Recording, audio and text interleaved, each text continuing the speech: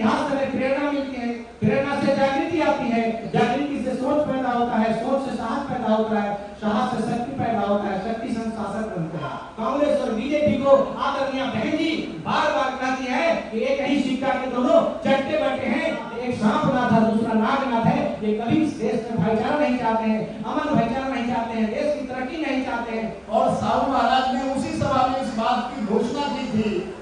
कि हमें पूरा विश्वास है अब मैं अगर मर भी जाऊं तो इस कारवां को कोई नहीं रोक सकता है, क्योंकि हमारे बीच में बाबा साहब डॉक्टर अम्बेडकर जैसा युवा नेता है। बाबा साहब डॉक्टर अम्बेडकर, भास्कर राव जाधव, मोहम्मद अली जिन्ना ने अपने अपने समाज के प्रतिनिधित्व के बात किया तो साहू जी महाराज की सलाह पर हुआ। तीसरी घटना है एक दलित समाज के व्यक्ति को अपने राजमहल के सामने होटल खुलवा करके उसमें साहू जी महाराज स्वयं सुबह नाश्ता करने जाते थे, ताकि इस राज्य के लोग देखें कि दलित के यहाँ अगर राजा जा सकता है तो हम क्यों नहीं जा सकते हैं। 1917 से लेकर के 22 तक बाबा साहब डॉक्टर अम्बेडकर के संपर्क में रहे। बाबा साहब डॉक्टर अम्बेडकर ने जो मूक नायक पेपर निकाला वो साहू जी महाराज के आर्थिक सहयोग से निकाला। 1920 में कोल्हापुर में बहिष्कृत हितकारी महासभा की जो बैठक हुई उसकी अध्यक्षता बाबा साहब डॉक्टर अम्बेडकर ने की और मुख्य अतिथि साहू महाराज थे। और साहू महाराज ने उसी सभा में इस बात की घोषणा की थी कि हमें पूरा विश्वास है अब मैं अगर मर भी जाऊं तो इस कारवां को कोई नहीं रोक सकता है, क्योंकि हमारे बीच में बाबा साहब डॉक्टर अम्बेडकर जैसा युवा नेता है जो आने वाले समय में शूद्रों अतिशूद्रों की लड़ाई लड़ेगा, यानी SC ST OBC और माइनॉरिटी की लड़ाई लड़ेगा। साहू महाराज निश्चिंत थे और 1922 में साथियों को इस दुनिया से रुखसत कर गए, हमें छोड़कर चले गए। आज जरूरत इस बात की है सिर्फ उनकी जयंती के अवसर पे हम उन पर फूल चढ़ाएं, इससे ये लक्ष्य पूरा नहीं होगा। हम उनसे प्रेरणा ले, एक ऐसा राजा कम से कम हजारों राजाओं के बीच में भारत में पैदा हुआ जिसने अपना सारा जीवन मानवता की स्थापना के लिए और दूसरों की भलाई के लिए समर्पित कर दिया। तमाम राजाओं ने पैसा कमाया होगा जिनका नामो निशान पृथ्वी से मिट गया। अगर आप 25वीं, 16वीं, 17वीं, 18वीं, 19वीं शताब्दी तक भारत का इतिहास देखें, हजारों राजा थे, आप उनका नाम नहीं जानते हैं, लेकिन छत्रपति साहू जी महाराज भी उनमें से एक राजा थे। आने वाले समय में मुझे पूरा विश्वास है कि SC ST OBC और खासकर इस देश में जो समता, स्वतंत्रता, बंधुत्व को मानने वाले लोग हैं, उनके घर में कोई राजा पढ़ाया जाए या न पढ़ाया जाए, लेकिन छत्रपति साहू जी महाराज जरूर पढ़ाए जाएंगे, ये मेरा पूरा विश्वास है। बिहार में कैसे हम 2025 में कामयाब हो और सामने विगत जो बाई इलेक्शन में जो 4 सीटों पर कैसे हम लोग कामयाबी हासिल करें,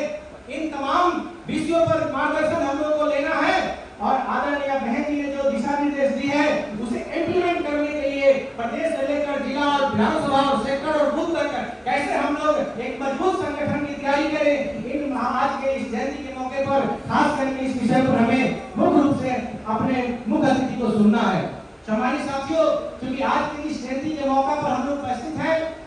सम्मानित साथियों, आप जानते हैं कि जो समाज अपने महापुरुषों के इतिहास को नहीं जानता वह इतिहास नहीं बनाता। यहाँ तक आदरणीय बहन जी बार बार कहती है जो समाज अपने महापुरुषों के इतिहास को नहीं जानता वह जो है शासक नहीं बनता है, क्योंकि इतिहास से हमें प्रेरणा मिलती है, प्रेरणा से जागृति आती है, जागृति से सोच पैदा होता है, सोच से साहस पैदा होता है, साहस से शक्ति पैदा होता है, शक्ति से शासक बनते हैं। इसलिए सम्मानित साथियों, आदरणीय बहन जी ने अपने शासन काल में 4 बार की शासन काल में भारत ही नहीं पूरे विश्व के मानचित्र पर उन्होंने साबित कर दिया कि जो हमारा भारत कल सोने की चिड़िया थी, पूरे दुनिया को मार्गदर्शन करती थी, पूरे विश्व को लोग भारत के सामने नतमस्तक होते थे। आदरणीय बहन जी ने उत्तर प्रदेश में 4 बार की सरकार चला करके पूरे विश्व को उन्होंने बताने का काम किया कि अगर बहुजन मूवमेंट और संत गुरु महापुरुषों के विचारों का अगर देश और प्रदेश में सरकार बनी तो भारत पूरे दुनिया में नंबर 1 भारत बनेगा। और आज हमारे देश के शिक्षा के क्षेत्र में, रोजगार के क्षेत्र में, आज चिकित्सा के क्षेत्र में, हम तमाम जो मूलभूत सुविधा जो हमारे देशवासियों को चाहिए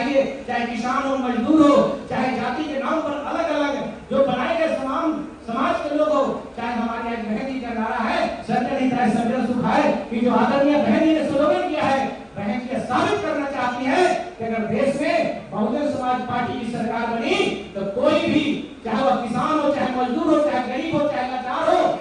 आज किसी को भी किसी भी तरह की परेशानी नहीं होगी। तमाम समस्याओं का समाधान अगर है तो सिर्फ बहुजन समाज पार्टी और आदरणीय बहन कुमारी जी के नेतृत्व में है।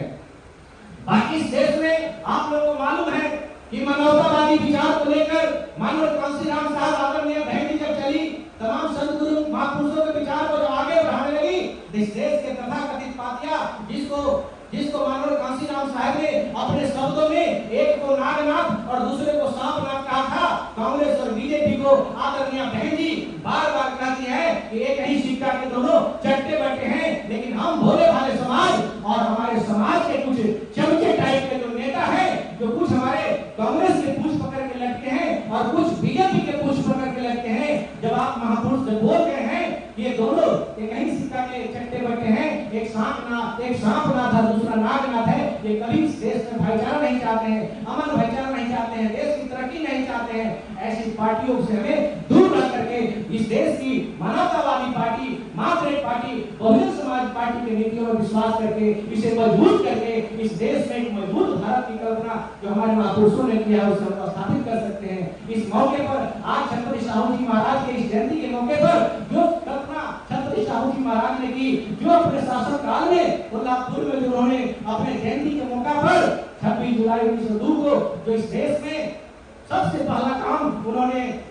दलित कुचले समाज को, गैर बराबरी को दूर करने के लिए, क्षमता मूलक समाज बनाने के लिए जो उन्होंने 50% का आरक्षण जो लागू किया, हम समझते हैं कि आज तक पूरे भारत में ऐसे राजा बहुत कम पैदा हुए और हम धन्यवाद, हम आभार प्रकट करते हैं, हम उनके चरणों में कोटि-कोटि नमन करते हैं कि छत्रपति साहू जी महाराज ने परम पूज्य Baba Saheb doctor B are Ambedkar को उस लायक बनाया कि पूरी दुनिया बाबा साहेब के नतमस्तक होती है। आज अगर हम बैठ करके अगर सुन रहे हैं, अगर शंकर महोदय अति पिछड़ा के बेटा अगर आपके सामने बात कर रहा है तो ये बाबा साहेब, परम पूज्य बाबा साहेब डॉक्टर भीमराव अम्बेडकर साहब का देन है और छत्रपति साहू जी महाराज के बताए हुए रास्ते का ये देन है। नेशनल दस्तक की आपसे गुजारिश है कि अगर इसको बचाना चाहते हैं तो नेशनल दस्तक को सब्सक्राइब करने के लिए रेड कलर के सब्सक्राइब बटन को दबाएं, फिर बेल आइकन की घंटी दबाएं। नेशनल दस्तक को बचाने के लिए बहुत जरूरी है कि हर खबर को शेयर करें, लाइक करें, कमेंट जरूर करें।